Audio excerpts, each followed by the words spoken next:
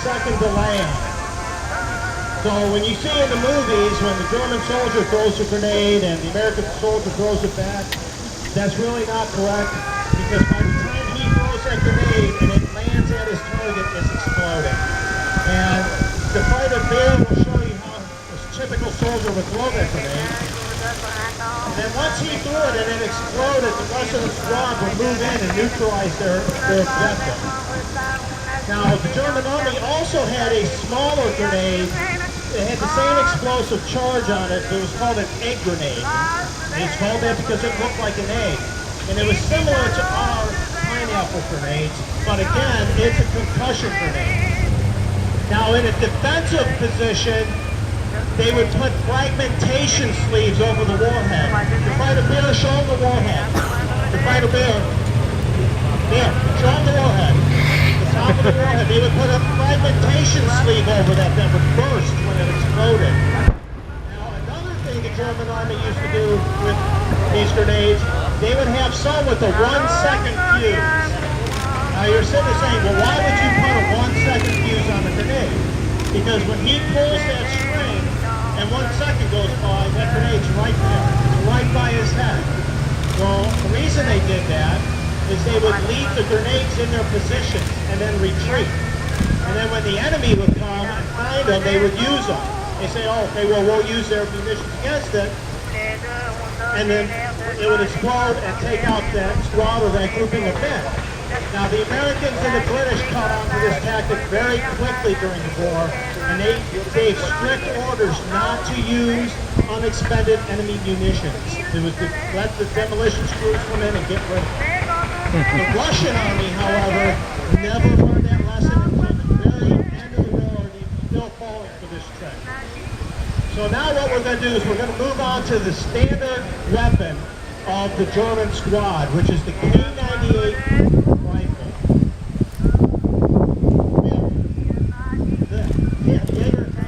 He's showing you that's the K98.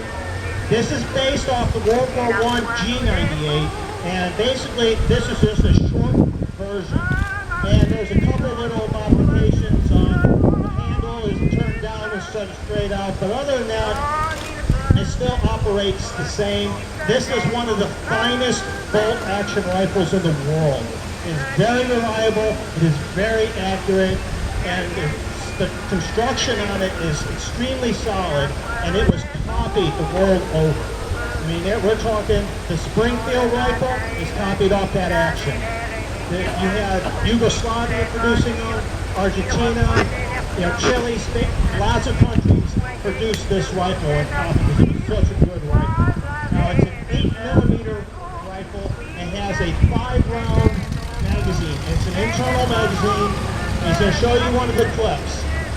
It's a 5-round clip, and it's on a stripper clip, which he would load through the top of the bolt. And he would just push it down in, close the bolt, and he's ready to go. Now, the weapon weighs 9 pounds, and they were produced all the way until the end of the war. Actually, they didn't produce them after the war under a different modification. So we're going to go ahead, we're going to fire this weapon now so you can see. Now again, this is a standard weapon, and it's a little different than a semi-auto, but in a trained hand, you're going to see that it's really not as different as you would think it is. So, Modern and Seeking,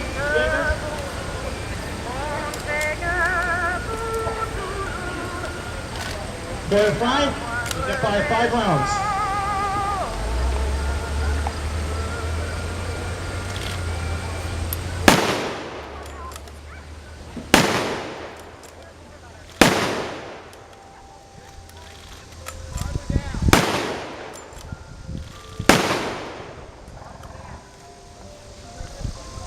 Okay, so that's the K98.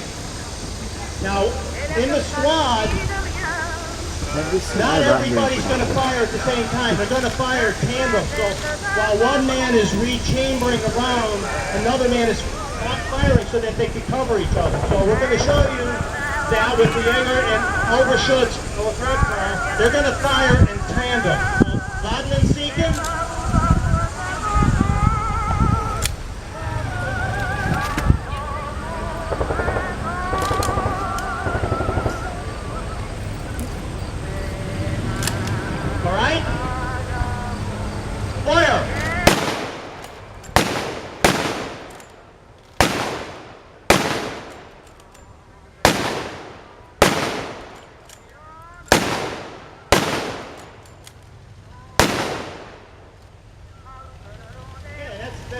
you how the squads would cover each other.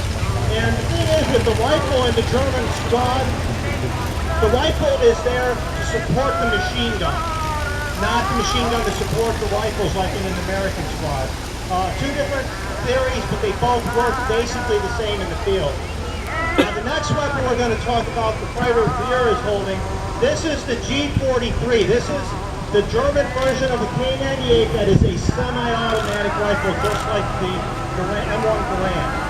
Now, the differences with this weapon was copied off of the Russian Tokarov rifle, not an M1 Garand. At the time the Germans designed this, they had not encountered the Americans yet. Now, again, it's a standard 8mm round, just like the K98 rifle used. Difference here is, again, it's semi-automatic and it's got a 10-round magazine. Now, one of the advantages that this weapon has over the Garand is the fact that A, it's 2 more rounds in the magazine, and B, when this weapon is empty, it doesn't ping. How many of you heard that end block pop out of the Garand and it pings? It pings really loud, you can hear that. And the German Army actually, when they first encountered the Americans in North Africa, the Americans didn't have a lot of fire discipline yet because they were still very green in combat. So an entire squad would unload at once, and the Germans caught on to that. So they would have somebody basically bait the fire of the Americans, let them all unload, and then attack them while they were all reloading. And it caused the Americans, right around the time of Kasserine, to change their doctrine and say only half the squad fires at one weapon. Now, again, this weapon will fire as fast as he can pull the trigger.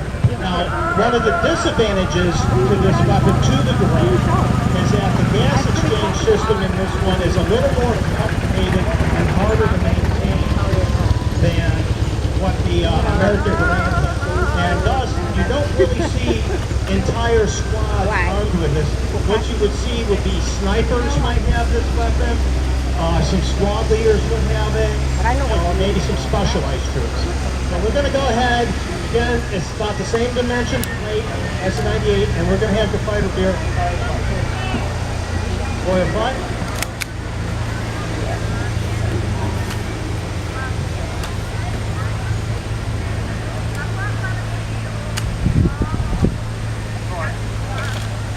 One thing to keep in mind with semi-automatic and automatic weapons, when they're firing blanks, they can be temperamental, because in a real weapon firing, real ammo uses that bullet. Okay. It uses that bullet to reset the bolt. In this, we have to use blank firing adapters. So sometimes they get a little tricky. So bear with us. But right.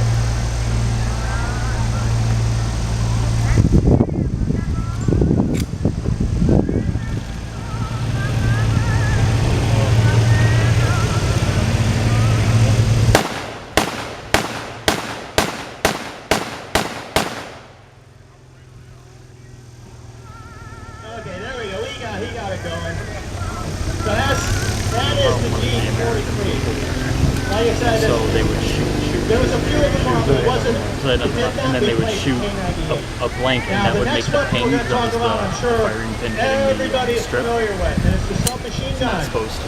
The British had the same gun, and they were trained not to let it ping. Okay, never mind. We're going to do that next. What we're going to do next is the MG42. Ooh, here we go. And Jaeger Franz here, he's holding the 42 up for everybody to see. Now this is a 28-pound weapon. Yeah, well, Jaeger. And again, it's an 8mm. Jaeger? That's, yeah. It's, cartridges for that actually, are interchangeable with the rifle. Yep. Generally for the machine gun, they would run a little hotter. So, but in a pinch, they could switch out ammo. Panzer Jaeger 10 counters, also known as this weapon, this is the 42. This is Jaeger parachute. MG34. And one thing about the MG34 is, both that, and if you look at them, for 1940, this is a very modern looking weapon. And these are the very first general purpose machine guns in the world. And one of the reasons why the Germans designed it that way was so that they could beat the restrictions of the Versailles Treaty, which forbade them from having heavy machine guns. This weapon acts as a light, medium, and heavy machine gun all in one. It all depends on how it is fired.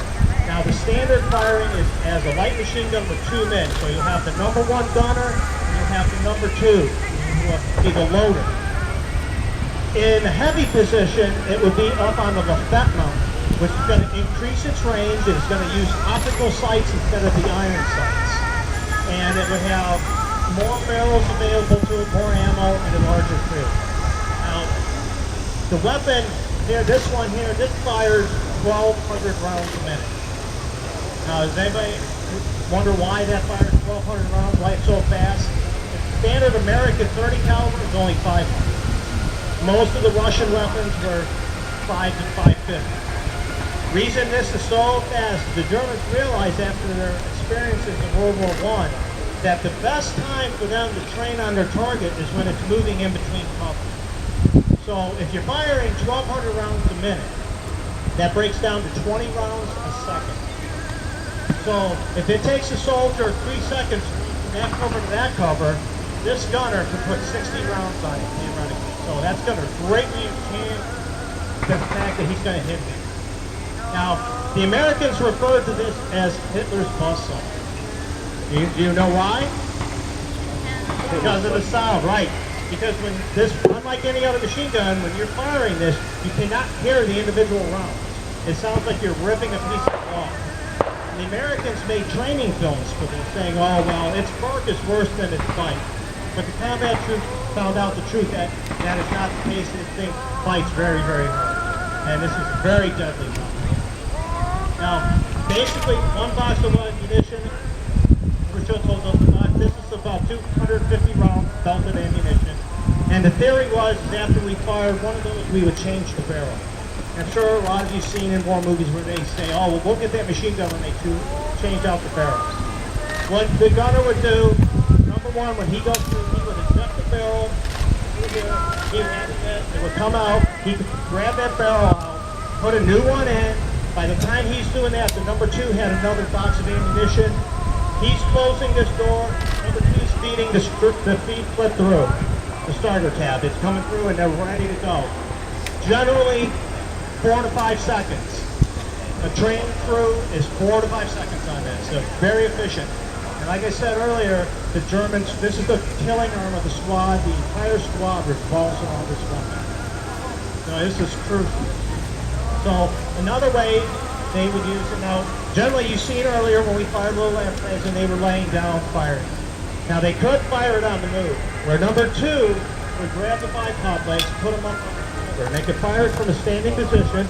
Number 1 could guide him to where he wants to point and train the weapon. And that's basically a last-ditch thing if they're on the move quick. They could fire it standing or they could fire it kneeling. They both could kneel. Now, if they were going to fire at an aerial target, like say a plane, number 2 could stand up where number 1 could stay down and get a higher trajectory on that angle and fire. Yeah, and of course, you know, the number 2, you notice number 2 here, he's turning his head away from the barrel so that this muzzle blast will bounce off his helmet and come this way, so it won't deafen him, even though it's still going to ring his ears. So what we're going to do, we're going to go ahead, we're going to deploy this weapon and fire it. And we're going to fire a couple short bursts, then we'll fire a little bit longer one. Now, generally in the field, all machine gun operators fire short bursts because that's, 1, it's more control. 2, it's easier on the weapon because the longer you pull that trigger, the hotter the weapon gets and the more chance of a malfunction. So, sustained fire is generally a last-ditch thing, or it's like, well, I really got to hammer this target. Okay? Laden and Seeken. Right, yeah, like I said earlier, this is a blank fire weapon. Blanks don't beat as well as 5 rounds. They don't reset the bolt as well as 5 rounds. So if we have a little bit of a hiccup, please bear with us. We'll get it straight. Hopefully we got everything ready to go. MK crew, 4 or 5.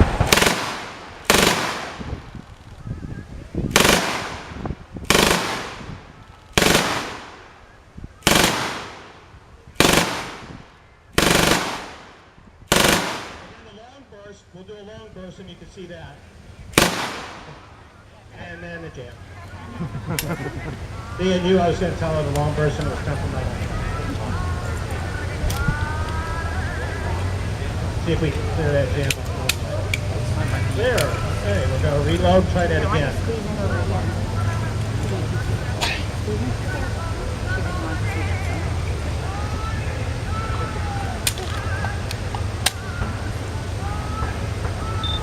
Okay, logged in sequence. Already? We're fine.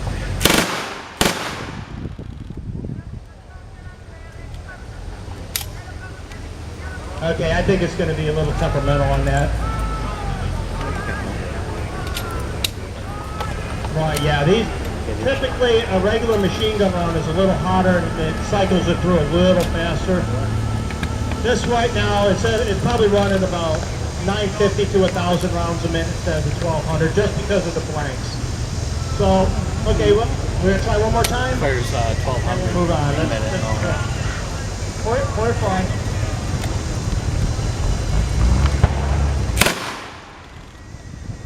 No. Okay, let's clear that weapon. Okay, so we'll move on from there. Now we're going to talk about the MP40, the submachine gun. Everybody's probably seen this weapon, right? You see it in movies all the time. Even everything from World War II to James Bond. They're shooting James Bond with these things. So this is a 9mm weapon, and it shoots the pistol round that's used in the P-38s and the Lugers. This weapon shoots 500 rounds a minute. I don't burn very well. And it's got a 30 round. Do you burn? I just get warm. And generally the idea with the weapon, it's a very short range weapon. You notice it's short, it's got an extendable stock. All this was to keep it compact, and basically firing for the squad leaders and the assistant squad leaders was secondary action. Their first and foremost job was to direct the squad in combat. And they would only fire when they really needed to, or if they wanted to create a little sound diversion so one of their squad elements could move to a different position. So without further ado, Feldwebel Riker, he's going to fire the MP40.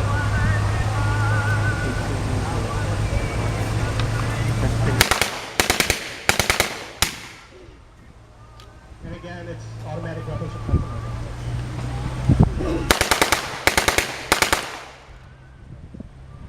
That's the MP40. Does anybody have any questions?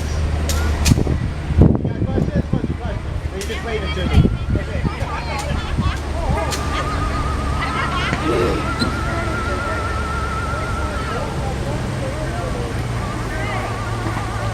Oh yeah. Yeah, all machine guns, anything automatic will do that. It's like Thompson's had a compensator on the barrel which tries to take some of that gas and blow it down. But yeah, any automatic weapon wants to rise up as you're sustaining fire. And like with the 42, it's got a lot of weight in the front end to help keep it down. And so it doesn't do that as much. Anything else? Okay, right here. Okay, I'm glad I forgot to bring that up. That is what the British called the Schmeiser. But they thought Hugo Schmeiser built it. And in reality, he did not. He only designed the magazine for it. But the British thought he did, so they referred to it as a Schmeiser. You have one?